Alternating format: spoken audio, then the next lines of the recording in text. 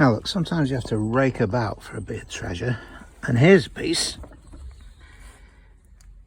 Look at that, in the dirty water.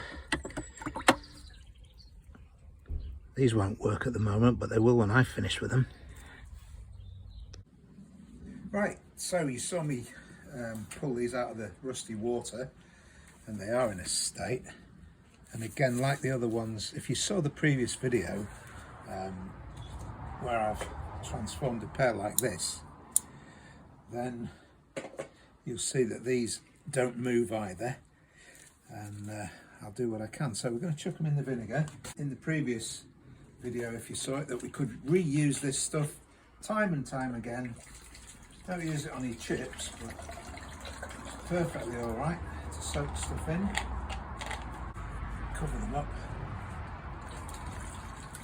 And I was lucky enough whilst I was there to find one or two other pieces that I'm going to do the same thing to. And I've got some blue paint. I've done the previous ones in red, but I've got some blue, so we'll have a different colour. Got a nice pair of, they look like hairdressing scissors, these. They do actually move, but they'll benefit from a soak. Another pair of pliers. Still got the original rubber on it, but I'll cut that off. And these work as well. A nice pair of snips. Again, they work. I'll have to come and turn those over halfway through.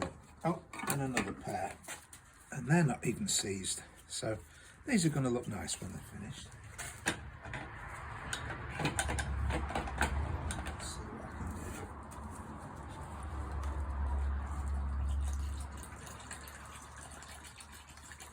So, come back and see me in 24 hours. We'll see what we can do. Okay, well, I moved these from the jug that we put it in into this roasting tin so that the things would get a bit more coverage. They've now been in the vinegar for 24 hours. This is the one that we started with. It's already looking better just for soaking in it. You hardly need to do anything to it to get the rust off, but I shall give it a rub with the steel wool.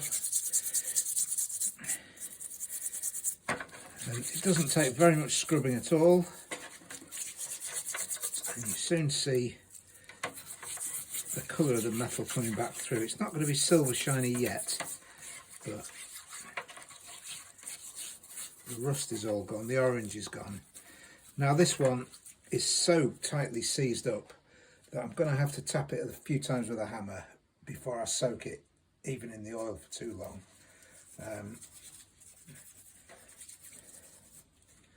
But there we are, already a lot better than when we first met it. I'll just have a quick look at these other things. The hairdressing scissors, I guess they are.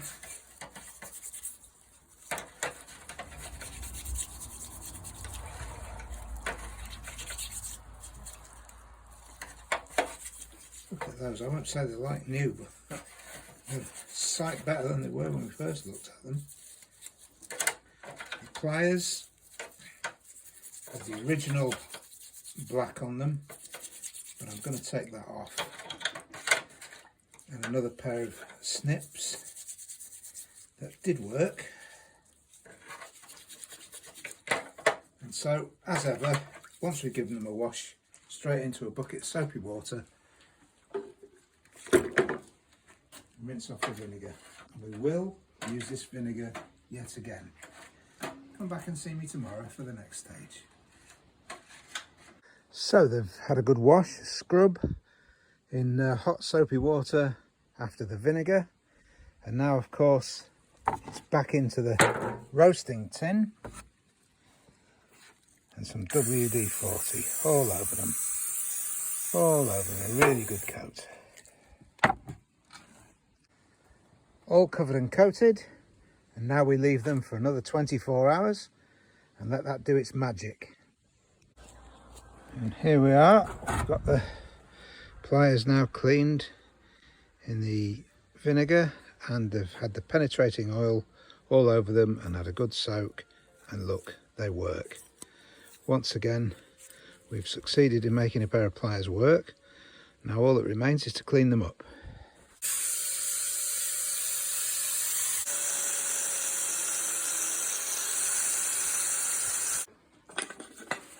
And here we have them. They're as clean as I want them to be. I'm not going to work on them too much. They're a very old pair, and I really don't want to weaken the metal too much. But what I will do is plasti-dip the handles and make sure we can get those nice and clean. And so once again we've cleaned them, the handles anyway, with meths, and now we're going to prime them with red oxide primer. Nicely primed, ready to put the rubberized paint onto the handles. Now there's nothing happening here that I can't undo. I can take that straight off again if I needed to, but it just makes them more comfortable to use and easier to find when you drop them. The primer's now dry, looking good, so we're prepared to put it in the rubber paint, and it's 1 inch and count to 5.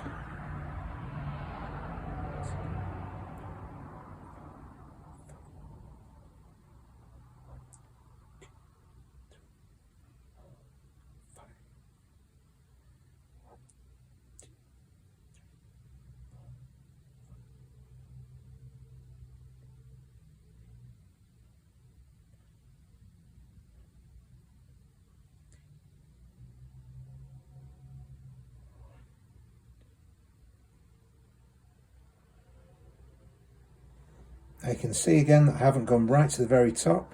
That'll be reserved for the next coat and the one after that. Just let these drip a little bit. It's a lovely shade of blue. And now it's time to hang them.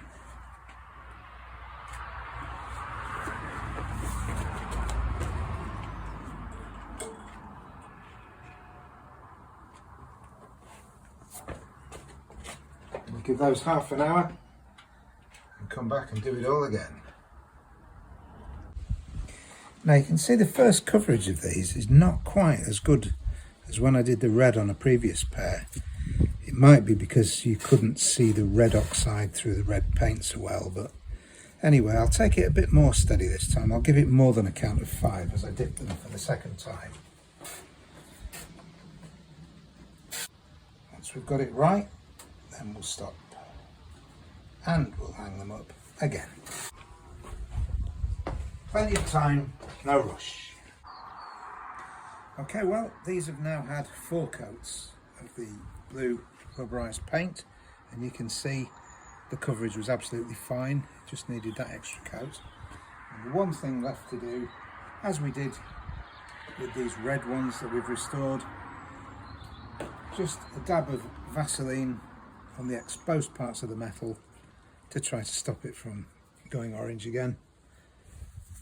A little bit of a polish, and there we have a decent tool from the rusty wreck that we pulled out of the water. This will be useful for a long time to come. 2 settings, works perfectly. It's got a few bits of pit on it, but that really just adds to the character, I think. So there you go.